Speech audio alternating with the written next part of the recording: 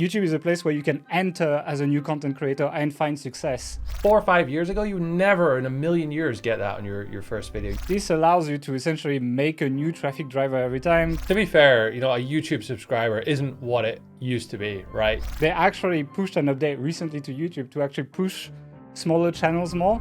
The one thing is they all get burnt out, like, quite quickly. I mean, even this channel has 40,000 subscribers. It's way better. But it would have been killed if we posted these videos there. I don't think they would do better than the podcast, actually. Gail's taking a photo of it right now. I'm making a video so we can overlay it, actually. It's still the second search engine in the world, far beyond Bing, far beyond Pinterest, far beyond Facebook or anything. Their attention is grabbed by whatever stories on the front page, right? And it's always been the case for hundreds of years. And YouTube is no different. Even if you hate Google, there is no denying that YouTube is probably the best social network to be doing well on. Think about it. It has 2.7 billion monthly active users and all generations use it. The discovery engine, unlike Google, is incredible and small creators stand a chance to gain some free visibility there. They actually pay you for distributing your content, unlike most other networks, and you build a deep relationship with your audience due to the long video format. And on top of that, they add the ability to add links in many places and send your audience to places where you can convert them to customers, unlike many other networks as well. Why isn't everyone doing YouTube? Well, if we go past the fact that many people are camera shy, it's because being a YouTuber takes a lot of time and skills. And that is something that most of us don't have at hand right now. We're all busy with other things and it's hard to fit it in your schedule. That's exactly where Mark and I were at the end of last year. We had this podcast, but to be frank, this podcast was never made for YouTube. And even though we adapted it to the platform over time, the potential for wide reach is limited. We had some long form videos that did fine, but they were taking ages to produce and we couldn't keep up with the pace that we would need to follow if we wanted to be successful. And on the other hand, we didn't want to leave the opportunity that is YouTube today pass by because we think that it's easier to build on it now than it will be 5 years from now. And we didn't want to live with regrets. So we spent a lot of time strategizing and thinking about how to get the most out of the platform while minimizing the drawbacks. Now, I'm not going to go into details right now of why we picked this angle because you'll get that in the episode, but this led us to start the Authority Hacker News YouTube channel. And fast forward 4 months and this new channel is already outperforming our 6 years old YouTube channel and getting more views per video than many competitors with hundreds of thousands of subscribers. And I can hear the naysayers in the back saying that we could only do this because of our brand. And yeah, it probably helped at the beginning. It probably sped things up a bit, but almost every single week when we release a new video, there are more new watchers than there are returning viewers. And this tells us that the YouTube recommendation engine is working and is building a brand new audience for us that was not aware of who we were before. And what's more is the channel is actually profitable, despite the fact that we pay salaries and we have a team doing a lot of the heavy lifting. And that is thanks to the great early engagement. We've managed to bring sponsors on board now and we're getting paid every time we release a video. And the best part is the whole project only takes Mark and I about 2.5 hours each week. It's not the hectic YouTuber life that people dread. It's a cool, profitable, fun side project that helps us grow our audience on the side. So in this week's episode, we are going to be pulling the curtain behind everything we've done for that channel and how we've completely outsourced the production process so that you can do the same in your industry. We're holding absolutely nothing back in this episode. But before we jump in, let me say a quick thank you to today's episode sponsor, Search Intelligence. Get in touch with them if you need high quality digital PR campaigns. We'll tell you more about them later. For now, let's get started. Hey everyone, welcome back to the Authority Hacker podcast. In today's episode, we actually decided to take you behind the scenes of our new YouTube channel that you might have seen called Authority Hacker News. And we want to break down how it works, the business model, what has worked, what hasn't, and most importantly, how you can take what we've done and learned and how you can actually apply it to your business and kind of like the logic behind all of that. So obviously today I'm with Mark because we are launching this channel together under Authority Hacker. And we'll explain why we've done it under Authority Hacker. Actually, when we started it, we did not plan on launching it under the we couldn't find a good enough name because like all of the SEO sounding names that were anything to do with news were already taken. So we just went back to Authority Hacker News. Yeah, it wasn't intended initially, but actually looking back, I'm actually happy we did it that way. And maybe we'll talk about that. It's not really in the notes, but we'll talk about that. But let's talk about what it is basically. So Authority Hacker News is so far it's just a YouTube channel, but actually when we launched it initially, there was also a TikTok profile, an Instagram profile, and we actually did not do a Twitter one because Twitter is kind of news already, so we didn't feel like we needed another profile. But we actually started with both Shorts and YouTube initially. And the angle is like, you'll find industry news that are relevant to our audience there. So it's like, in my head, it was never just SEO. It was always kind of like everything we use together. And that is relevant to like our target audience. And the idea was to give like one convenient place to get this in, quickly, efficiently, in video format, so that people can get it basically. And I know you guys like numbers, so let's just talk about the stats as well. So we only have published 15 videos so far. So it's not a lot. We publish one per week. So it's been like a little bit over 3 months that we started the channel. And the channel is sitting at over 100,000 views already, which is pretty good for a brand new channel. We're pretty happy with that. And the views are climbing fast. I mean, now like every video is like over 10,000 views.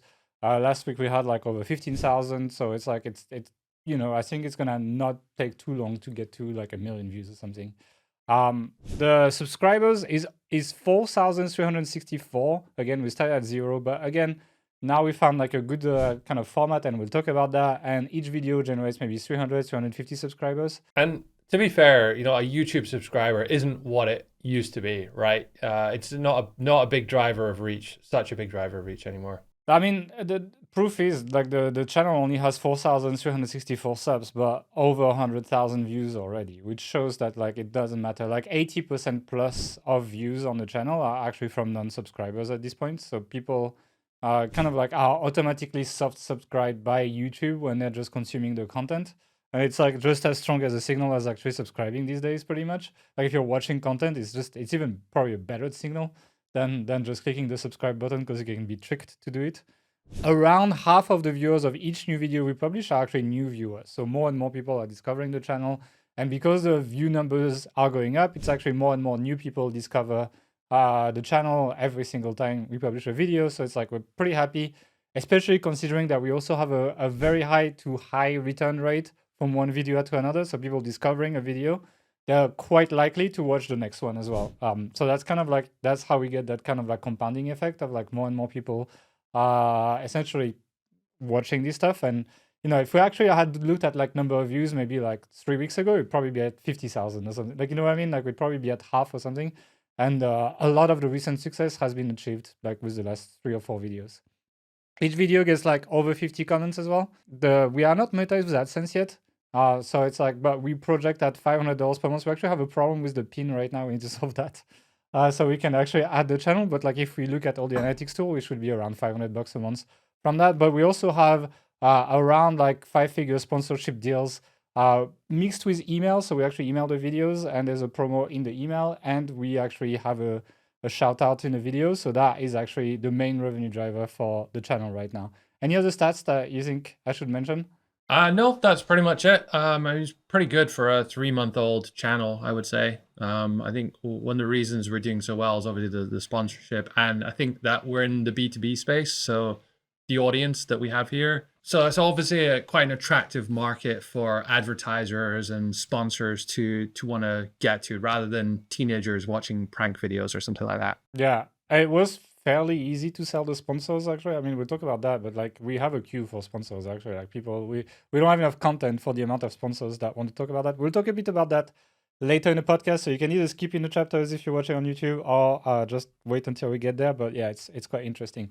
But I want to just go back to kind of like to the basics first on like, why did we do this channel? Like why did we start a new channel? What's the plan exactly? So really it came out of a conversation, I think like September, October last year, when you're like, we're missing out on YouTube. Like we had our podcast on YouTube, this podcast, but it's not really made for YouTube, right? YouTube, it's sometimes an hour and a half long episodes. People on YouTube, they don't have that much attention span normally.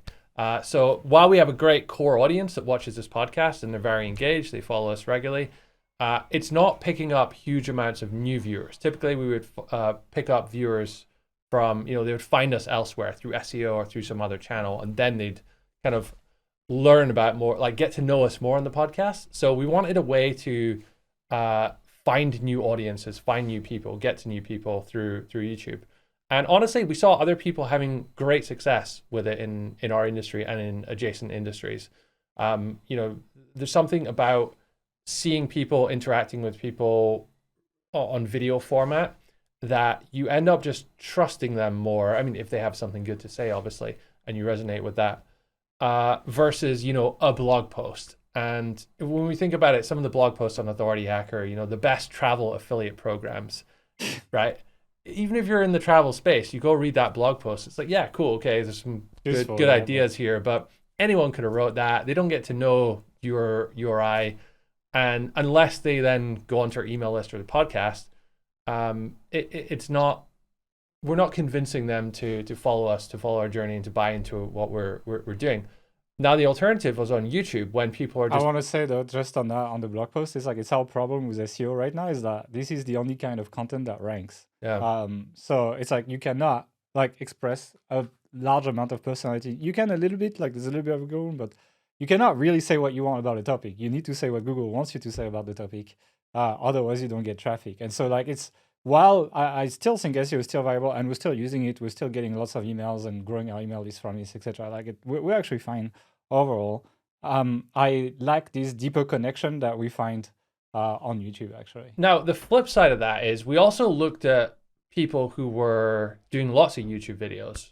And the one thing is they all get burnt out like quite quickly. I mean, you know, you get to a certain level of growth and then, you know, you work yourself into a job at the end of the day and you maybe run out of things to say or, you know, it's tiring. Like you're on this treadmill with YouTube and you have to show up every single week, be enthusiastic and make great content. And it's difficult to do that for long term. So that's kind of, we'll get into like why we went the news angle a bit, but it sort of had something to do with that.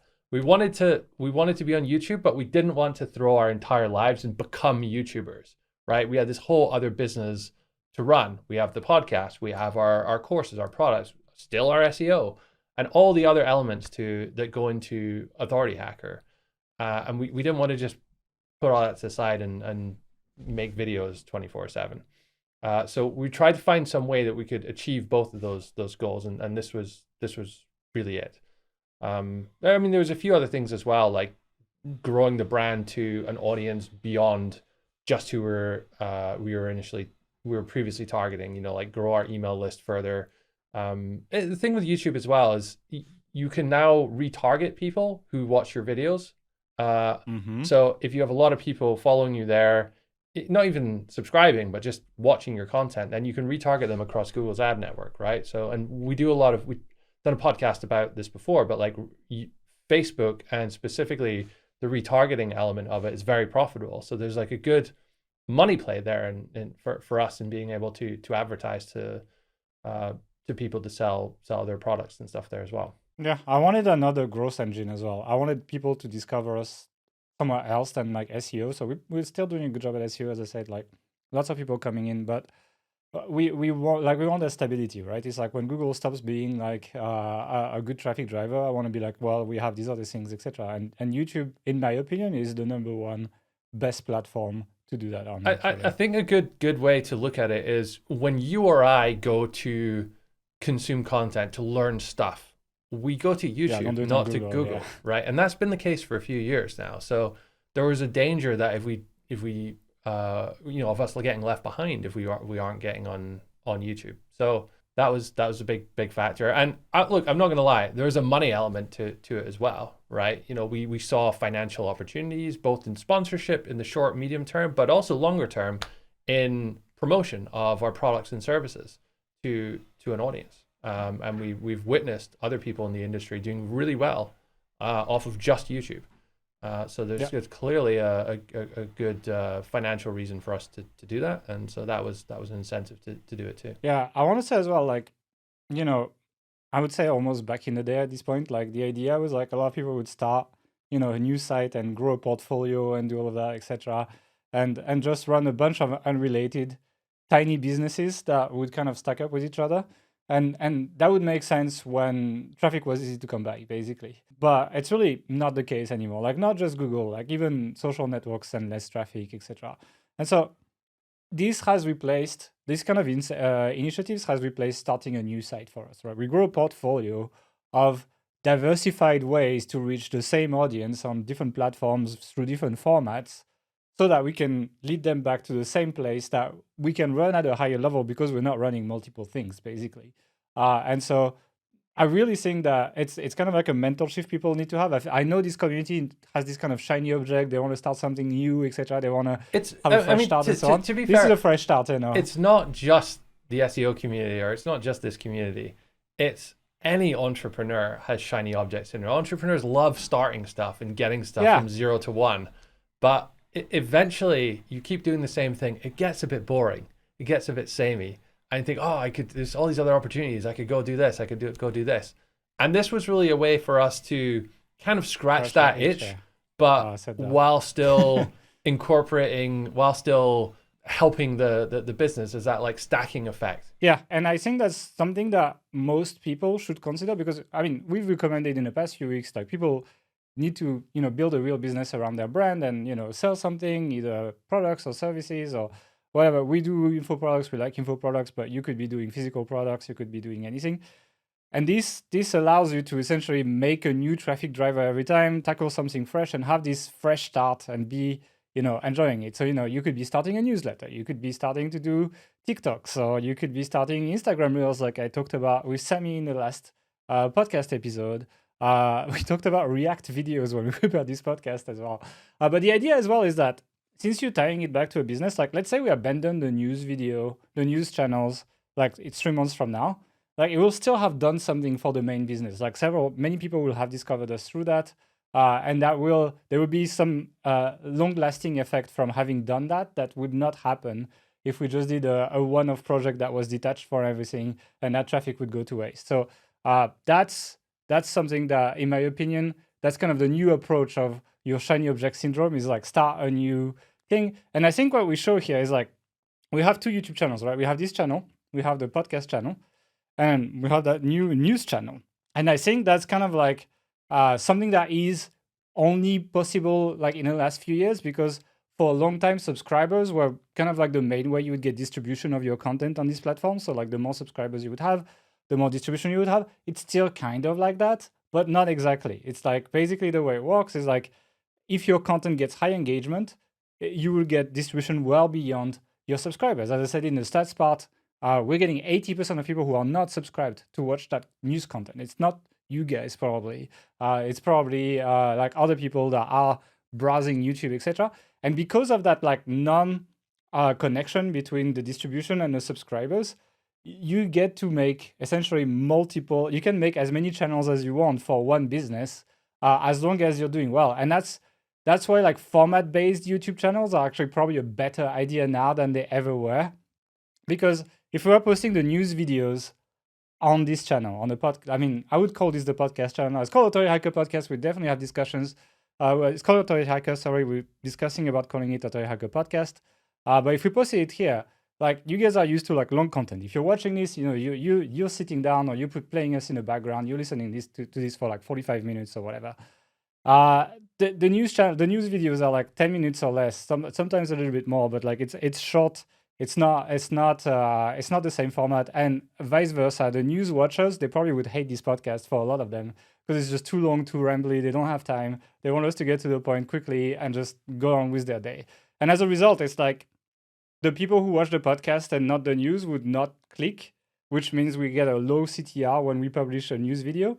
And vice versa, like the people who watch the news would not click the podcast, and we get a low CTR if we publish the video, which means both content types would probably do worse if they were on the same channel than if we've separated them. And we accept that while there is a common core to our audience that probably consumes both, there's also an individual audience for each channel that does not have to consume the other part. And these allows us to have these good engagement metrics that gives us that free distribution. Not really on the podcast. I mean, we get it a little bit, but mostly on the news channel, which it would have been killed. Even this channel has 40,000 subscribers. It's way better.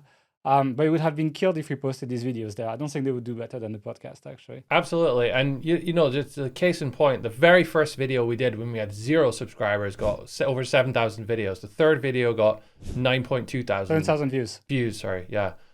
which is huge. Like 4 or 5 years ago, you would never in a million years get that on your first video. You needed to just do a lot and get nothing until you kind of hit that critical mass. But the algorithm's changed now. It's much better at matching content, even from brand new channels, to the people that will watch it. Yeah, I actually watched a video from Think Media, I think last night, where they actually like YouTube works like Google, right? It's like they have there's YouTube liaison and everything is just a copy paste of that, except they're actually nice and they're actually useful, which is not really the case of the search team, and they probably should learn from them. But the point is that they actually pushed an update recently to YouTube to actually push smaller channels more. So unlike Google, once again, they're actually doing a good job, which means like quite often now in your feed, you'll actually see videos with low view count from channels with low subscriber count, and they've actually made an effort so that YouTube is a place where you can enter as a new content creator and find success, so that they maintain their platform kind of like freshness. It's not just Mr. Beast videos everywhere you're looking, basically. And it's kind of cool. Probably is a hit to like the bigger creators, but it's also a big opportunity to start now on YouTube if you consider like the mix of like you don't need a lot of subscribers and the YouTube algorithm is being tweaked to surface like high quality content. Like you can't make shit videos, high quality content from small creators. And so yeah, it's for me like I'm excited, and we can see it with this channel actually. And that's another reason why I think YouTube is literally one of the best channels. So that's pretty much the reasons why we did this in the first place. Now, I guess the next question is why news? Like, why did we go with the news format? It's not really what we're known for as well. So it's interesting, I think. So it was really some analysis that we did of the industry and of other channels, and we looked specifically at which types of videos were people doing in our industry that got lots of views. And it was pretty clear that whenever there was some interesting news development, some Google update, something changing within the industry, and people did a video about that and what it means. Yeah, AI was a great example in the previous couple of years. It did really, really well. So this idea of covering things which were topical and relevant became that was kind of like our go-to approach there. So it was just a natural extension of that to go for news based on that. I think another one as well is like as you said, like creators, they create content and they get burnt out, and mostly it's because your ability to accumulate experience is far slower than your ability to create, like the speed at which you need to create content for social, for YouTube, etc., to actually stay relevant. And so that means you end up repeating yourself. I mean, I'm not gonna give any names, but just go and look at so many big names, and probably if you watch their recent videos, it's probably some rehash of what you've heard before. Whereas and it's like to be fair as well, this also affected us in the podcast, right? We've been doing the podcast for over 8 years now, and okay, there are developments and things change that we talk about, but once we've talked about how to create content, how to build your site, how to build links, how to build that, like 3 or 4 times. Like, right, what new? Well, we don't have something new for like to talk about the same stuff again. But despite that, that's what sometimes people want. It's difficult as a creator to do that. And we can't create a new YouTube channel every week or something to have something to talk about. But in this case, like this is actually a fresh experience. But so the idea is like the news, you don't really create anything yourself. You're just curating, right? You're curating and analyzing, which you can add value, and I think we try to add quite a bit of value and analysis in our news, and I think that's one of the reasons they're doing quite well, actually. And we'll talk a bit about the process a little bit later and how we add value. But we don't need to like create a massive case study or anything like that to create an interesting video. We just need to tie things together into a useful utility for people, so they don't have to be scrolling Twitter or LinkedIn all the time to actually get the news. And I think a lot of people are liking that. And another thing is it's quite highly outsourceable, and we'll talk a little bit about the team, the process in a bit. But it's like actually this channel, it's like we were talking about this before the podcast. For me, it takes about 2.5 hours per week, and I think you're around the same, right? About 2 hours, yeah. Yeah, so it's like it's highly outsourceable, and it's like running a full YouTube channel at literally less than 5 hours total from founder's time per week is very nice. It's almost like a perfect Tim Ferriss case study, for our work week. And so I mean, yeah, and so that was quite interesting to us because, as Mark said, we have lots of other things to say as well. and just don't have time to do something of the level that we would want to do. Like I don't want to make a shitty daily video or something without investing lots of time, basically. And I think there's another thing around the team, right? So there's no one job that gets done here that can't be done by someone else. And Yeah. we've seen that a couple of times with creators, especially on like the presenter front, right? They'll have someone else be the presenter of their channel, and then that presenter suddenly has all this power, and then they'll leave and start their own channel, or and it like kills the channel. So we wanted to, and it's like you and me have done the majority of the episodes presenting, but also Matt, our video editor, has presented a couple as well. And I think in future we're gonna like have him do more and bring in potentially even more people in future. So like the idea is that this channel becomes its own thing rather than just Mark's channel or Gail's channel specifically. Yeah. And we wanted to be able to take ourselves out when we wanted to, and it still be successful. Yeah. Another thing with news is obviously like high CTR, high virality. Like when you cover a big news, like people click, and that's a big driver of growth, especially early days. And I think we've proven it now at this point with this channel that it works, the angle, which was a bit of a gamble because nobody does a news channel in the industry. Like we were the first ones, literally. But I think the guess was good. There are some cons to that model, to the news model, though. The first one, and I think the biggest one, is the fact that videos are not evergreen. So like kind of like the idea is like, on YouTube, you create content and you kind of get passive views over time and it kind of grows. But we get a bit of that. Like when I look at the analytics, like there's a bit of that. There's kind of like a floor for watch time. Like it's not 0 and there's no video or something. But obviously because the news fade, there is like less interest to watch the news 3 months later. Like it's not very useful. And as a result, like you probably get a much bigger spike when you release, but a much lower level of evergreen views after that. But I mean, we've looked at other news channel in other industries and they're still doing very, very well. So like one of our inspirations, for example, was like TechLinked, which is a channel from LMG, Linus Media Group. So it's Linus Tech Tips, etc. And they do kind of like news like that, roundup, very similar to what we do. And it's kind of like the second or third biggest channel of their big conglomerate of YouTube channels. So it's like there's still a high ceiling for that. So we kind of like said okay for that. And the second thing is the time pressure, right? Because like news get old. So and that's why we'll talk about production in a minute. But you need to be quite tight. Once a news breaks, like you basically have like 6 days, 5-6 days to cover it. Otherwise, it's basically irrelevant and people are not interested. And so we need to go quite fast. And it's really a balance between quality and speed to produce these kind of videos, actually. And it hasn't happened yet, but I'm sure it will happen that a story will come out, we'll cover it, and then in the 48 hours or so it takes us to record and edit, it'll have changed dramatically, and we won't want to post what we've done. So that is a potential issue, but I think the trade-off in terms of having lots of stuff to talk about, just because news events are happening, is worth it. Yeah. So, I mean, that's pretty much it. It's not perfect, but it's definitely a model that can be replicated in lots of niches. And I think we'll talk about this a bit later. Yeah, there's a lot of examples, not just like, even outside of kind of B2B stuff as well. Yeah, it's not just like, this works in online marketing, but it would never work in my niche. You know what? I mean, it doesn't work in every niche, right? If you're doing like woodworking, like I don't think there's lots of woodworking news every day that you could cover that. But for many niches, it's definitely doable and it can be very profitable with sponsors, I think. But before we jump into that, let's talk about the actual process. So I know people now, they probably want to know how we do this.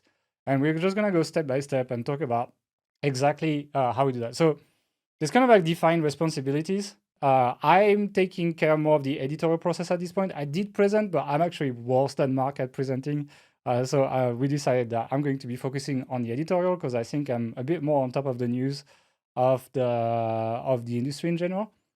So we have what we call a collecting and annotating news step. That's basically we use a tool called Readwise Reader, something a little bit like Pocket as well, where every time we come across something interesting online I have a Chrome extension where I can click on, and then once I click on that, it saves that into Readwise Reader, which like, is an app, etc. But most importantly, I can start annotating the page with like the interesting bits and so on. So I start actually doing some of the work. I'm like, okay, that piece is interesting, that piece is interesting. And it actually synchronizes with Notion for us. So we have a Notion database with everything that's synchronized, and all the notes, like the highlights and the notes I've added on these highlights, that is just stacking up all the time. Like every time I come across something interesting, I just kind of add up to that database. And then that's all we do. And then we actually can subscribe to newsletters as well on the Readwise. We don't do it as much as we should right now, but I want to do that. I want to start implementing like other data sources than just like us browsing the web. And you can do that. Then essentially on Monday, we have a meeting with our scriptwriter, Steve, and we go through all the capture stories and we decide which stories are the most interesting and which ones we're actually going to run. We pick a front running story, which is going to be kind of like the main angle of the video. And the ratio is usually like, between 1/3 and 1/2 of the video is the main story. And then the other stories are queued after more as like a quick round of stories. I think that's an important thing to focus on here, because I've seen people try to do news and they're like the presentation of their episode or what they do is like news for 1st of January 2024 or whatever. And like, nobody cares. No one cares about news on that day. They care about specific stories. Think about when you're walking past a newsstand and you're not like, oh, I've got to find my favorite newspaper and read that. It's like people, their attention is grabbed by whatever stories on the front page, right? And it's always been the case for hundreds of years. And YouTube is no different. So you need to present it. And this is inspiration here came from TechLinked, is you need to present it as one story and then deliver multiple stories, but behind that. Yeah. So the idea is like basically the title and the thumbnail will reflect the main story. And then we spend a good bit of time delivering on that because people clicked for that story. So we want to kind of like go deeper. And that's kind of like how we sell the news, basically, rather than just selling a roundup, which is not very exciting. I think that's what we did. Like, that's why you didn't want to do roundups at the beginning. And we'll talk about that later. But we did a roundup podcast one day. Yeah. It was horrible. It did so bad. And so like, it's just because it was poorly packaged. But when we package it like this, it works pretty well, actually. So we decided front running story, we decided secondary story. But also what I try to do with the editorial is kind of like have an arch and an angle for the whole episode. So I want to link the primary story to all the secondary stories and potentially link back the secondary stories. Like, I'm like, this thing happened. Let's say we talk about the Google leak, for example. That's something we talked about recently. And we talk about AI overviews as the second stories, for example. And then what's going to happen is like, when we talk about AI overview, I'm going to link it back to the leak. So I'll be like, like it's probably showing this because we saw this in the leak. Like we saw this factor, and that's why this is actually showing in this overview and it's not working properly, for example. So we kind of link back everything together. So there's like an overarching thread that you can follow and a story to across all stories, basically. It's not always easy to do, but I think it's what makes a better episode. So basically we do that, but at this point it's Monday night, right? So we kind of give ourselves like another 24 hours to slot in any news story that would come up. So for example, the Google leak, it came on like just after we did that call, actually, last week when we did that. And so we had to kind of rewrite a lot of stuff and fix a lot of stuff after. But what's good is because we ran like 3 stories, I think, we had 2 done already at that point. So it was kind of like we didn't have as much work to do. We just had to rework one of them. So after the editorial meeting, our scriptwriter goes and essentially expands the notes in Notion, plus does extra research for sources, etc. And then we actually trained an AI assistant to take these notes and make a first draft of the script. Now, I'm not saying you can make great YouTube videos with an AI assistant, but we've written a lot of these roundups ourselves first. We gave that to an assistant so that it trained on our writing and our angles. And now it gives us like a very approximate first draft for a story, but it needs lots of work after that. Like there's really more human words than AI words in the final script. However, it's still a bit of a time saver, so it's definitely something to do. And I'm excited to see like GPT-5 and so on to help us more, hopefully. And then so the scriptwriter essentially puts everything together, sources, mixed with AI stuff, mixed with his research, and he submits it, basically. He submits a first draft. Then I take that over, I read the whole script right away, I add extra analysis, research, and kind of like pointer opinions kind of in there. Like, it's like sometimes he doesn't necessarily have the experience of the industry and so on, so I'm able to link back to like older stories. I think at some point we talk about John Mueller and like, there was this story of his deleted tweets, for example, and how this ties together and so on. So kind of like add these things in so that it makes the stories deeper and adds insights into that, which really makes it more than just a roundup of news, but rather an analysis. I think that's a really important point, actually, because there are other sources out there, search engine land, journal, whatever. Yeah, that, but they don't do break much the of news. that. But how often do you go on there to read their detailed analysis and come away thinking, oh yeah, that's really they've got that right. They're breaking the story, and I think what sets this apart is that analysis part at the end. Not only that, but that analysis part actually does kind of like work for us in terms of what we want for the channel. Remember, we said we want to kind of like deepen the relationship, establish authority, and so like it allows us to do that. So it's like the news is almost an excuse for us to give our opinion, do some deeper, like kind of a little bit deeper, deepen that relationship, get people to adopt our views as well. Definitely, there's a little bit of that. We believe in what we do, so it's like we hope it helps people, but there's definitely a bit of that, But anyway, once that's all done, like I've kind of like tweaked it. It's not that much, but it's definitely adding lots of value. Then we run it through a checklist. So it's like, we have a very basic checklist right now. We have like, did the host introduce themselves? Do we include byline? Does the content make sense to strangers who don't know us? Like no inside the joke reference, no how is it going, Mark? Nothing like that. And yeah, it's written for people who don't know us. So it's really important to do that. We check the sources are included, and then we run it for readability on Grammarly and on Hemingway app, so that we actually make sure like it's easy to read. The early episodes were definitely very hard to read. I mean, I did read some of them. It was difficult. So we've learned the hard way. And in general, we've seen massive engagement increases when we've used shorter sentences and made things easier to read. So I think we're aiming for like grade 4 or 5 or something. So that's pretty low. We were at grade 9 when we started. So to give you an idea of the level of progress we've made, now it really helped. And then we've played around with different ways of shooting and filming. I think you did the first 3 or 4 episodes.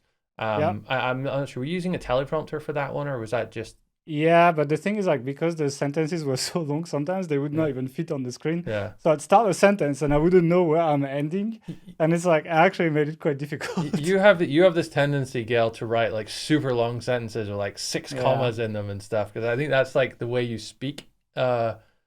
I wasn't writing the script at the time. You hold many different thoughts in your mind, but even now, when I can tell when you've like written a line, because there'll be more than 3 commas in the sentence. But but for that reason, when I get a script, the first thing I do is skim over to kind of get a sense of what's included and what's. I just want to say, by the way, up until that point, you've done absolutely nothing. Like you don't even know what the story is running. Like, no, that's not true. That's not true. So okay, you might see it on I sometimes submit stories, and then we have in the call when we decide which stories we're running with.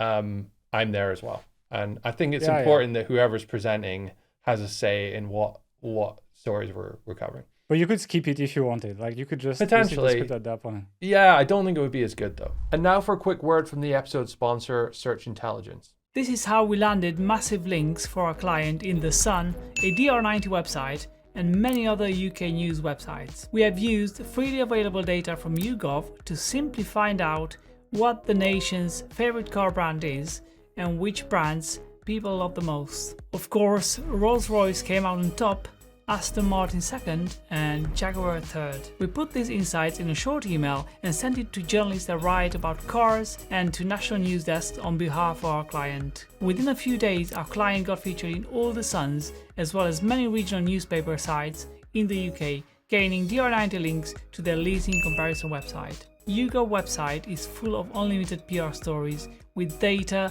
already available for free. All you have to do is to start researching their data and start asking the data questions. You will be surprised of the unlimited PR campaigns that you will find there that can help you build massive exposure and links to your or your client's websites. I hope this video is helpful and inspirational. Thanks again to the sponsor from today's episode, Search Intelligence. And now back to the episode. So I receive the script, I skim over it, and then the most important thing I do is I read it aloud, because I'm going to have to do that on camera in just a moment. And reading it aloud for the first time, it's warming up, it's practicing, it gets your voice going, but any mistakes or weird pronunciation or things like that, you're kind of learning the script in doing that. And it's well worth the hour or so it takes to do that. There's usually a few changes, and sometimes there's an idea that I don't think is presented well, so I'll go and like rephrase that. And occasionally I do a little bit of extra research, but by and large, we're pretty good at giving feedback and understanding, okay, well, here's what to do, here's not what to do. So the last 2 or 3 scripts I've gotten have been like pretty close to perfect. I really haven't needed too much to do. Sometimes I just change like words that I wouldn't say that like someone else might say instead. So just kind of make it more natural for me to say. And then try and fix some of the understandability so that I think when I'm communicating it, people who maybe aren't experts on the topic would be able to understand what it is we're talking about. And then this is probably the thing that made this so much faster, is we started using teleprompters to do this. Now, if you watched any of our course videos from last year or before, we didn't use any teleprompters for any of it. So sometimes there'll be like 6-minute monologue or something, and we'll script it and like read a line and say a line, read a line, say a line. Oh, I forgot what I was going to say, read it. So we've done a little bit of that in some of our videos. You know, the screencast elements of our course videos are normally just a bit more ad-lib. But for this, because we had a script and because we had to read it, we had to use a teleprompter. But it's always been a huge faff in, like, teleprompter apps are not designed particularly well. Suck. The teleprompter, setting it up and all the like settings and just getting the camera set up correctly, it's always been terrible. But this year, Elgato released the Elgato prompter, which is really quite revolutionary in that instead of having just a stand where you put your iPad or phone at the bottom and then it reflects it onto mirror so you can read it, it has a screen there, and that screen is connected to your computer. So it acts as just another desktop, and using the software, you can literally, Gail's taking a photo of it right now. I'm making a video so we can overlay it, actually. You can literally just drag it from Notion or wherever it is and put it on into the teleprompter app on that screen and read it. And it's amazing. It really reduces the friction to do teleprompter videos. And it has all the pro features that you would need with any kind of higher level software. So we use that, we film it for let's say 12-minute video. It will take me about half an hour to do that. Yeah. I'm still not perfect at it. I'm still trying to like tweak some of the speed settings and spacings and things like that. So, there's a bit of going back, and sometimes I'll say things in a few different ways in the video edits to give the video editor options on which one to use. But it takes about half an hour to do a 12-minute video. And then it's just a case of getting the footage, getting the audio, and uploading that, and then that's me. That's And you my never part see done. it again. Yeah. Basically. Yeah, I mean, after that, the editor's Matt's gonna see this, who is editing the podcast as well, but there's a quality check, so make sure the footage is actually correct, the sound is correct, you can hear it, etc. It happens more times than you think that there are quality issues in terms of technicalities and so on. Then he does the A-roll cut, so he basically takes the initial, like you on the camera, and he just cuts it to the final timeline. He cuts all the stuff you messed up, all the repeats, and so on. So you just have kind of like the final timeline, and then after that he adds some basic b-roll, so that would be like the screenshots you see and so on, and then he animates it with effects. Matt, if I said anything wrong, feel free to correct and jump in. No, I think that was spot on. Add some footage in there, it's fine. And then he basically uploads it to a tool called frame.io. Frame.io is basically Google Docs for video editing. It allows everyone in the team to watch the video he's edited. And then at any point you can pause, click somewhere on the frame, and you say, oh, I would like to add an effect that does this. I think we should add this screenshot, etc. And so that allows people, us, like Really I good review it. commenting system, like very, Yeah. very well built. Not only that, but like for Matt, who edits the video, these comments actually pop directly into Premiere Pro. So he does not have to like watch it on the browser on one side and edit. It's like directly where he works, the comments pop up. So it's very, very easy to work together. So yeah, we use this tool. It's very handy. And I think anyone who's kind of like doing YouTube semi-seriously and collaboratively is using this. It's very much like Google Docs. So he does that. He does the edits until we approve based on the comments. And then we need to work on packaging because honestly, packaging is 90% of YouTube. It's like, your thumbnail and your title. Now, we kind of knew the angle from the moment we picked the main story. Like when we pick the main story in the editorial, we know that it's going to be what the thumbnail is about and what the title is about. Now, again, we talked about speed as well. And so we did not want to have some kind of like fancy thumbnail designer that, takes 3 days to get back to you to make the thumbnail, or you need to wait for them to be back home, whatever. And so we actually just based that on a simple Canva template that is always the same. There's always a photo. There's 3 to 5 words, including one word that is highlighted. There is some kind of logo or visual element that reflects the main story. So that would be, a Google logo, an OpenAI logo, something like this. A contextual background behind the photo usually. And then it's always branded around with the same colors, which are it's actually a new Authority Hacker visual chart. Like I hope like the website will be up. Yeah, it's going to be up in a few weeks from now where like all the branding is basically refreshed at this point, but like that's going to be the new way Authority Hacker looks. So that's basically always the same. It's a simple Canva template. We always do that and it works just fine. You need to make sure the text on your thumbnail is obviously different from your title. A lot of people tend to put the same text and title. Very, very bad idea. They need to complement each other. And the goal is to really like not give everything away, but intrigue people. So like, so for example, like today, the last one we've actually published last week was like Google Leak Explained was the title on the thumbnail. And it was Google Algorithm Leak, everything you need to know. So it's like, we don't put exactly the same thing, but the idea is they complement each other. So for example, Google AI Overviews, Big Changes Ahead was the title 2 weeks ago. And then the text on the thumbnail was Search just changed forever, for example. I think that's a good example. A good example with the Google leak story. So obviously when that broke, there were people who had videos about that the day it came out, right? But it took us like maybe 2 hours later. 3 or 4 days to get that scripted, filmed, edited, and published. So we weren't really breaking the fact that there's been a Google leak. But the selling point of that was that here's some actually deeper analysis and explanation and what you need to know for it. So that's why the title, Everything You Need to Know, I think did quite well. And the thumbnail, Google leak, and then the highlighted word was explained. So it's really the explanation of it, because there's a lot of complex stuff going around there. And I don't think that many people did a good job of really explaining what can you actually do with this information other than, hey, this thing happened. Yeah, and you want to kind of like create a sense of intrigue when you do that. So like explain this, like, oh, what do they explain? What you need to know, etc. And so that gets the click, because click-through rate is probably one of the main metrics you want to work on. Like if you see a bad click-through rate on a video, it's very unlikely you will get many views. And so yeah, that's pretty much how we package this. But the templated thumbnails really make things so much faster and easier than just having someone else do the thumbnail. I really like that, actually. And one thing with when you're designing thumbnails as well is sometimes they look really good on Canva or whatever it is, but when you actually see them on YouTube, it's like, oh, it doesn't really like stand out quite in the way I hoped.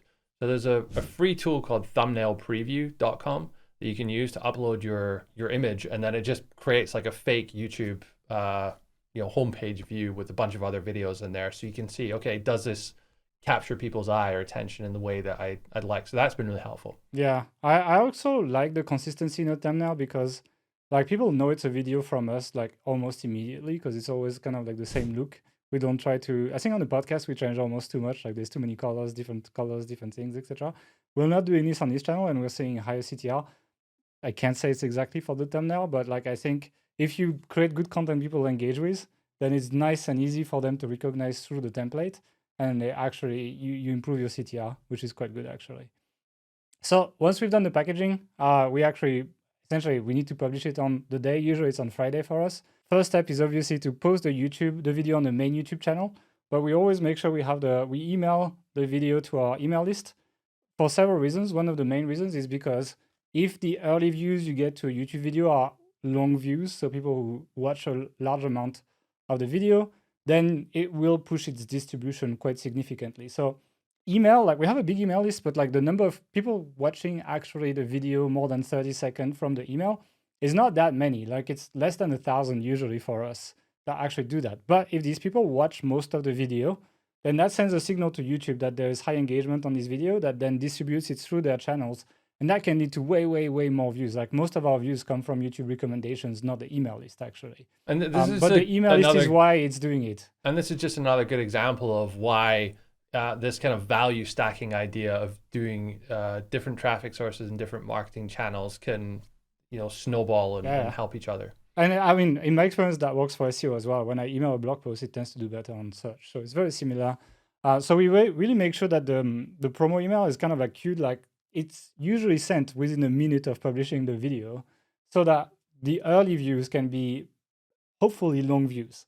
And that helps the distribution. It's kind of the game, like send as much traffic as you can immediately. So it's not like random people watching it, it's your fans basically. And so that's what we do. Then we have dedicated posts on all channels, basically, like on LinkedIn, on Facebook, on our Facebook groups, on Twitter, all of that. And the thing is, like, it's quite difficult. Like, we actually started tracking links recently, and honestly, the clicks from these networks, it's pretty low, honestly. Like, usually, again, like, all networks combined, we'll be looking at like 150 clicks max, I think, or like 150 views or something. It's pretty low, but again, hopefully the people who click are highly engaged people who will watch. So it's not really about the number of views. It's rather about the metrics you're sending to YouTube about these views so that you can get that large distribution from YouTube, right? The perks of having multiple channels as well is that we actually make YouTube community posts for these videos. So when we post a YouTube video on the news channel, we actually can make a community post that links back to that video on the podcast channel. So the people who are subscribed to the podcast but not the news, they actually get to know about this. They can click and watch. Again, it's not perfect, but that actually drives quite a bit of views because it's within YouTube. And YouTube is completely fine sending traffic to itself. It's just they don't want to send traffic to other people or to other websites. So that works pretty well, actually. And we actually also have a trailer that we post on the stories. So we post that on our Instagram and Facebook, basically, as stories. We should actually post it on TikTok as well. And then, again, after that, it's our private communities, right? So it's going to be the Authority System. It's going to be H Pro and H Pro Platinum. We'll make some custom posts for them as well. We are going to be trying to make some kind of like posts that actually talk about the news, not the video. So like, featuring the actual stories that we've been covering and some interesting insights in an effort to drive more traffic to the video over the week. So our goal is to like have a post every 2 days or something, but we haven't really done that yet. So I think we're going to wait and we're going to report on that when we've actually done it. But that's pretty much the promotion process. And again, you might feel discouraged at how many views you actually drive by doing this. It's really not that many. It's not what's going to make or break your channel, but that builds the metrics to actually tell YouTube, please distribute this video to more people that are relevant. And that works quite well. So that's how we approach this, and that works quite well for us. Let's talk about money. Yeah. It's like, I think people want to know about that. Like, how do we monetize this? Like, well, it's like, okay, that we're paying people, right? Yeah. So really, right now, the vast majority of the revenue comes from sponsorship. And anyone who's been in YouTube any amount of time knows that YouTube ads and the money you make off of that it's not really worth it, unless you're in getting hundreds of millions of views on video. Even then, it's not worth it. That's why the reason why Mr. Beast has his chocolate bars and Logan Paul has his Prime and stuff, just because there's way more money in doing your own stuff there. But sponsorship for a lot of creators it's a huge step up from what you can make in revenue. And we're making 5 figures a month off of sponsorship right now. Now that's, I would say, unusual for a channel that has 4,000 subscribers.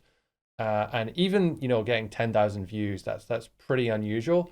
But the reason for that is because we're in a B2B space, and the people that watch our content, they run businesses, they work in businesses, they buy products and services from marketing tools, marketing companies, marketing service providers. And so there's a lot of value in terms of getting in front of that audience to these providers. One customer from buying some of these services can be worth the cost of the sponsorship alone. And if they're getting in front of 10, 15,000 people a week, that's pretty good. Look, I'm not going to lie, the fact that we had the Authority Hacker brand behind it to begin with, and we've been working in the industry for a while, we had a bit of an email list as well, that obviously helps. But I still think we could have gotten here, in the first 6 months, had we not had that. And that's not really something you can say at the moment, at least, if you're running an affiliate website or something. Like, the time to 5 figures is usually much higher than that, unless you have a serious investment behind you. Yeah, that's the thing. It's like, I think it's kind of like all these channels are kind of like evening out eventually. Like SEO was significantly better for a long time, and that's why we focused a lot of energy on it. Made sense. Now it's like, yeah, it's not so hard to actually grow on these things, and sponsorship is something that not a lot of people in our corner of the internet have been talking about, because it's a little bit more hands-on. You need to talk to people, like, it's a bit more work, but it's growing so much, and brands love sponsoring content, especially YouTube, because they usually don't do it well. Yeah. And look, like, a lot of the brands that are talking to us, and that's one thing as well, they will find you. Like, most of the sponsorship deals that we've gotten for this and for the podcast, they have come to us rather than us having to reach out to them. I think we did a little campaign at the start when we first did sponsorship on the podcast, and it was a case of, we reached out to like 5 or 6 tools and services that we used and we paid for, and we're like, hey, do you want to sponsor us? And like, all of them said yes. So there's a huge pent-up demand for this. Brands I'm speaking to at the moment, they have more budget than they're able to spend, because there's not enough channels and not enough creators that are offering inventory, basically. And that's why I think there's a huge opportunity. As I said, lots of people, they want to run a content business, they want to make content, and they want to get paid for making content, right? AdSense, probably not it. Like, it's a complementary revenue on YouTube, but it's not it. But the sponsorship, I think you can make a content business that, like, you could pick a niche. Like, we have some niches we want to talk about later, but like, you could make real estate news, you can make anything, like you could make like polo news, or like, something that has lots of money, for example. And I think you do quite well. It's like, it's potentially more viable than making an ads-based website at this point, because of the sponsorship. Just, you have to be a bit legit so that you can actually, you make content people want to watch, because if they don't watch it, you won't get the sponsors. But ultimately, the process of creating content, it's not that far away from writing content. It's just, there's a camera and you or someone else has to speak. You don't even show your face. There's plenty of examples of news or YouTube channels that just have other stuff going on the screen, and they still are hugely successful. We'll talk about those in just a second. But in terms of the other revenue for the channel, as you said, we're about to turn on ads. Well, here's the thing: you used to turn on AdSense to your channel. Now Google will just show ads on your channel, regardless of whether you opt in or not. You turn it on or not. So it's really a case of, do you want them to give you the money, or do you want them to keep it all? So yeah, given how much we love Google these days, I think we'll take some of the money. Yeah. So I mean, for a channel our size, I think it's projecting about $500 a month or something. So it's not nothing, but it's not a huge deal. For us though, the real kind of long-term plan with this is to promote our own products and services. So having call to actions to a lead magnet, to maybe a course, to a product or service, or we have this strategic partnership with Marketing Pros now. So you see the pinned comment is often a promo for them. So that is just another way in which we can derive value from this. I'm sure at some point in the future you'll start seeing lead magnet giveaways, like these types of things in our content. We don't want to detract away from the value too much and make this promo. But we're in this to make money at the end of the day, and so it obviously makes sense to do that. Yeah, a pinned comment is like a space that we decide to keep for ourselves, basically. Yeah. Like, we won't be selling that or anything. It's just like we will sell sponsorship, we'll do all of that, but the pinned comment is just going to be our CTA. potentially description links as well. And if we mention something in the content of the video, we can put these little video links on top where people can click as well. So that's kind of like the 3 ways we want to put CTAs in the content while still be compatible with sponsorship. Like nothing stops you from doing it all, but it needs to be done tastefully, right? If it's too heavy, I mean, your engagement scores will drop and then you will lose your reach, basically. It's simple as that. And obviously retargeting, right? It builds audiences for when we do product launches. So next time we do a product launch, if you're watching the news video, there's a good chance you will actually see our ads for the product, and that, like, retargeting is very easy to make money from. Like from our experience, we have a podcast where we talk about ads. Go and listen to that. Building quality audiences for us is a very big deal. That's how we generate a lot of our revenue. So that's pretty much the monetization for this. And if you combine all of it, it really makes sense financially. Like it's quite easy to pay everyone and to get everything done in a qualitative way. So yeah, pretty excited for, like, I'm pretty excited for YouTube as a content platform, really. Like I really see it as the new blog in the way it's done. Just a way where you can actually like express yourself in more of an open way, rather than being constrained by what, like, you can only say things in a certain way in order to rank with SEO. Whereas just making great content, I know it sounds cliche, but that is what works on YouTube because of it's very CTR driven. Yeah, and actually talking about that, let's talk about the things we've learned as we went through. So we came in with like some ideas of how we would do this, and we had okay success at the beginning. Then it dipped a bit, the success, and we kind of did quite a bit of tweaks, and then now we're like higher than ever. And so like we definitely have quite a bit of learnings that we have made in the process, and that might not be obvious because they were not obvious to us when we started, actually. So the first thing is to play around with the format. So when we started the channel, it was actually single news. So we'd cover like a single story. So like I think one of the stories that didn't do well, for example, was the story of like WooCommerce killing their own rankings with their redirect, for example, where we just covered that story. There was nothing else. And I think the problem is people's attention span is not high enough. And like after 3 or 4 minutes on the same story, they kind of getting bored and leaving the video.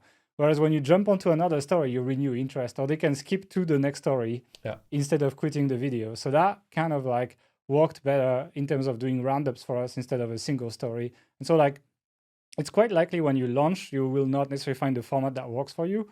You should experiment with it, especially if you're seeing like stagnation or reduction in growth, then you should definitely like do heavy changes. This was a pretty heavy change for us. The second one is packaging is the most important thing. So packaging means the title, the thumbnail, and then the first few minutes of retention, basically. That's essentially like minute 5+ of your video is like a lot less important, unless you're already really good and you have already high retention, then essentially the point of importance kind of goes deeper into the video. But early on, like your goal is to get most people to click and watch long enough, more than new industry average, basically, and then you're gonna grow. Simple as that. Because, and that's the most important takeaway, is that engagement is the most important metric. Subscribers don't matter. Like nothing matters except of CTR, average watch time, and likes and comments, basically, and people like engaging with your content. If you do that, you will get the subscribers. That's not a problem. That will sort everything out. Don't focus on subs. That's pretty much it. Engagement, engagement, engagement. And that's why we talked about these tactics of like emailing right after the video is live, certainly within minutes, so that you get these highest quality views early on, and then you show high engagement to YouTube that then in turn gives you more exposure. And then when you get more exposure, you get more subscribers. Simple as that. And you're gonna grow. So most people doing YouTube focus on the wrong thing. Subscribers is more like a metric of you doing a good job at engagement. Like it's just kind of like a benchmark rather than a goal. It just shows how well you're doing at this. And so, yeah, that's one thing that people need to focus on. Let's talk about where we're going to take this next, what we can do next. We might not do everything. So one thing that we're really keen to do is have more than one format. So at the moment, we've got this kind of like 3 or 4 news stories in a video. And it's very sort of dependent on what's happening in the news. But sometimes there's lots of stuff happening, and sometimes there's like actually just not that much happening in the news. So we want to explore doing deeper dives into specific topics. So think of like investigative journalism, and like really uncovering new news ourselves and going a little bit deeper, explaining why things are happening and going behind the scenes of kind of like what a website or a business is doing online. So that's kind of like just I think it's like quite interesting to explore topics in a deeper way in that sense. It's not just interesting, it fixes one of the main flaws of the channel, which is the fact that it spikes but it doesn't stay evergreen. Whereas if you do some kind of like deeper research, like investigation, this has a much longer shelf life. Yeah. And so as a result, we can use these to grow the channel and reach more people with the regular news videos. So that's like probably something we want to look at. A good example of that, it's not in video format, but Glenn Alsop, he has a couple really great pieces on, the 13 companies that dominate Google search, and he kind of updates that. He's updated that piece a few times, but he did like a ton of work to do all the research and present that in a great way. And I think we could cover different topics in that same level of detail on this channel. I think it would do really well. Yeah, we should talk to him. Maybe we could just present his stuff in video format and give him a shout out. Actually, that'd be a win-win for everyone.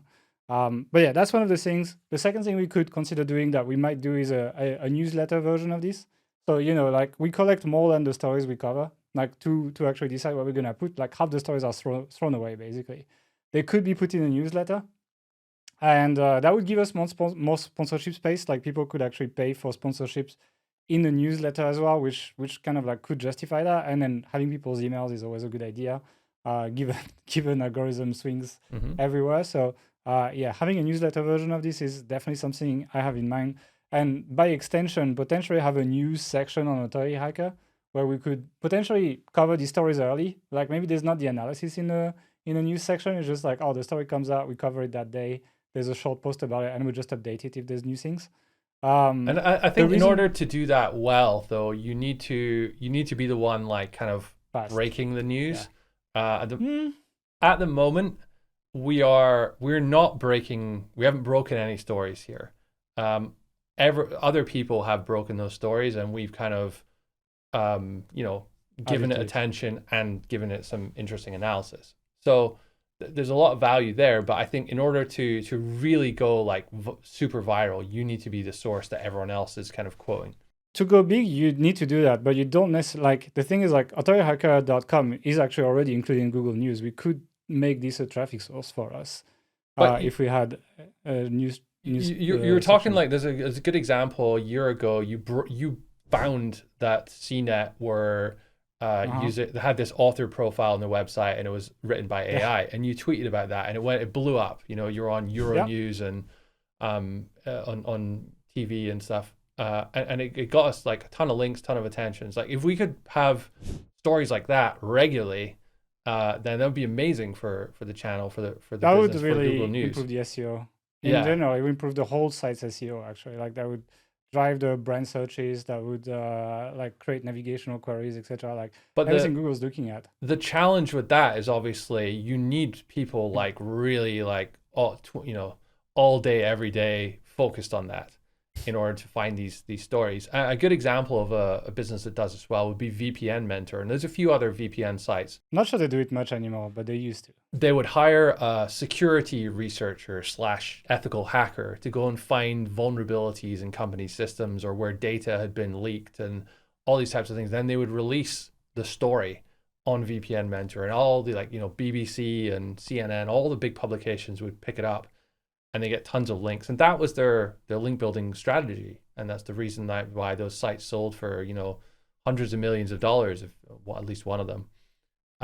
So in order to, I'm not saying we can do exactly the same here, but in order to break news in the same way and find stuff that's happening, we would need a team or, more people who are like dedicated to just doing that. So I think there's a level to get there. We're not quite there yet, but it's something I'd really, really like to do. I think it'd be super interesting.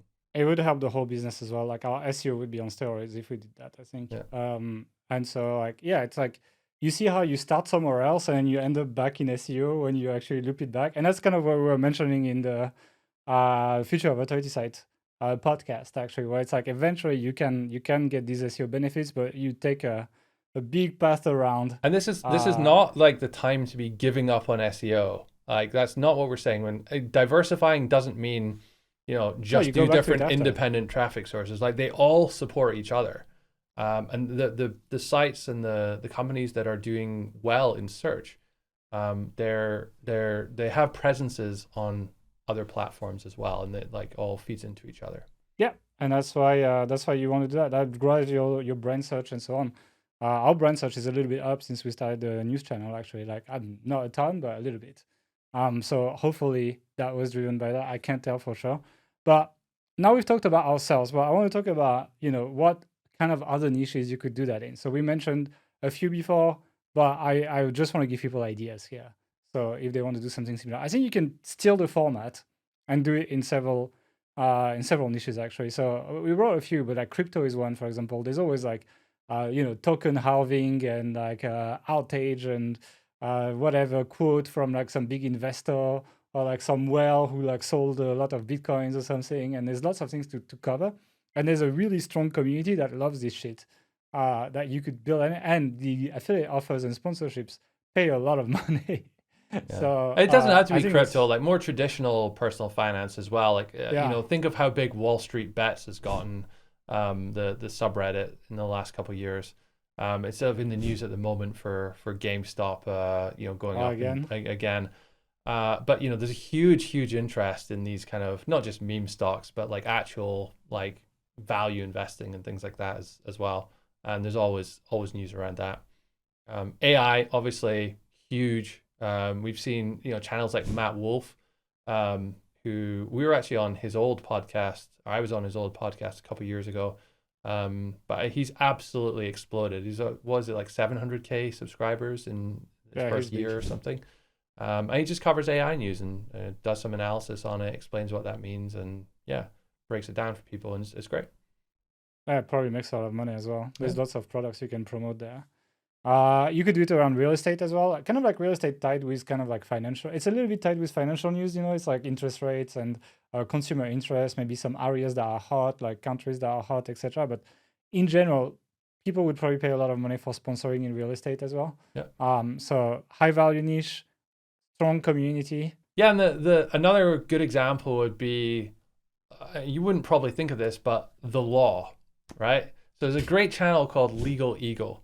And whenever there's a story happens in the news, someone gets arrested or, someone's investigating, someone's in court, then they do a video about it. But it's a team of lawyers who are doing the presentation. And it's explaining, okay, so what does this mean? Are they likely to get sentenced under this stature, or, which laws have they broken, and what like there's some analysis in there and what it means. And I'm not a lawyer. I have no interest in it, but it's just a really interesting channel to like learn. Oh, is this person? How long are they likely to go to jail for, and this type of stuff. So yeah, I would check that one out. It's quite interesting, and they do really well as well. 3.2 million subscribers, so yeah, they're doing quite well. Actually. Exactly, and it's not just lawyers who are following that. It's a really broad appeal, that channel. Yeah. And the actual news, like what's going on in the world in politics, for example, is another area you could go into. TLDR News in the UK, great example of a channel. Some of what our thumbnails are quite inspired by what they've done there, and the approach they've taken is very interesting as well. But I would argue for sponsors, it's a bit less good to be general. Like I would prefer to be niche and somewhere where people spend money. Yeah, just because it's an you can be big, but it's an interesting one. So Legal Eagle, they do sponsorship for like meal delivery services and just very broad B2C stuff. The mainstream now. Yeah. TLDR News is interesting. They still do kind of like VPN and it is quite B2C. Yeah, but then you start to get into the fact it's not just teenagers watching prank videos. It's educated people who are, interested in intellectual stimulation. And so Legal Eagle, TLDR News, Real Life Lore is another example. It's kind of like geopolitics and from a broader sense. And they have like 40-minute videos, so it's like a little bit different, but it's all very topical. And they're able to promote, or they're able to command much higher sponsorship rates because the audience that they have is they have a lot of money and they spend a lot of money online. Yep. It's like, that's the thing. It's like, you're better going to like smart, rich people. You make more money, basically. I mean, there's lots of examples of other channels, right? It's Yeah. like there's tech links. Like, let's not go through all of them. There's quite a lot. There's a couple of examples I really want to talk about though. Okay. DJ's Aviation, right? Okay. This is the Australian guy, and he basically releases information about airlines. So when a new airline has a new paint color or a new type of seat or a new computer system, he releases a 5-minute video of it. And he has 354,000 subscribers just doing this. And it's the exact same format as we're doing, news format. And yeah, it does super well. There's a guy who runs a channel called Auspex Tactics, right? And he releases news about miniature wargaming. So like Warhammer 40K, that kind of stuff. And whenever there's a new balance set or a new model released, he has a video about that. And again, hundreds of thousands of subscribers. Joey Swall, millions of subscribers, and his entire channel is whenever there's some fitness influencer who releases some video criticizing someone in the gym for doing something wrong, he basically critiques why they're being an asshole and they're not a nice person, and like that he releases information about that. Okay, that's not really news anymore. That's React. It's React, but at the same time, it's like, here's what's topical. Here's what is, it's all over social media, and people are talking about that one thing that happens, and he kind of creates this gym positivity following based around it. Yeah. Okay. But like, it shows like it's very different from SEO in terms of niche picking. And it shows like you can pick one format and build your entire channel around that one format as well. And there are people who are gonna pay big bucks to be in front of your audience from sponsorship, not really from AdSense. And overall, yeah, it shows that you can apply this to many, many niches. It's not just an online marketing thing. I would argue our niche is not the best for this, actually. Yeah. I would argue like it's okay because we have our own stuff to sell, but if we didn't, I would probably go somewhere else and potentially get much more rich. Like if we made the same channel in AI, oh yeah, I think it'd be 10 times the size. Yeah. we could be getting 100,000 views on our videos, and so like that tells me that there's definitely opportunities. And yeah, like I would potentially be more excited to do that than to start a content site at this point. Personally, I find it more fun as well, more freeing in what I want to say, etc. Anyway, let's just sum this up a little bit. Like, who should do this? Who should build like kind of like a format YouTube channel? Like we've talked about this, and who's gonna benefit from this? I think really anyone that wants to get into YouTube but doesn't want to become a YouTuber. That's really like the entire goal of this channel, and that's why we built it in this way. I think it's a good blueprint to do that without having to commit your entire life, and even like if you don't want to have your face on the camera, that's also fine. You can achieve that as well. Yeah, I also think it's really quite interesting for the people who want to do content. You want to be just a content creator. You don't want to run the business side of things. You don't want to sell something. You don't want to you will make less money, but you can live off sponsorship and AdSense basically, and maybe some affiliate offers here and there, and create content in a much freer way than you would for Google. Like you can actually make interesting stuff.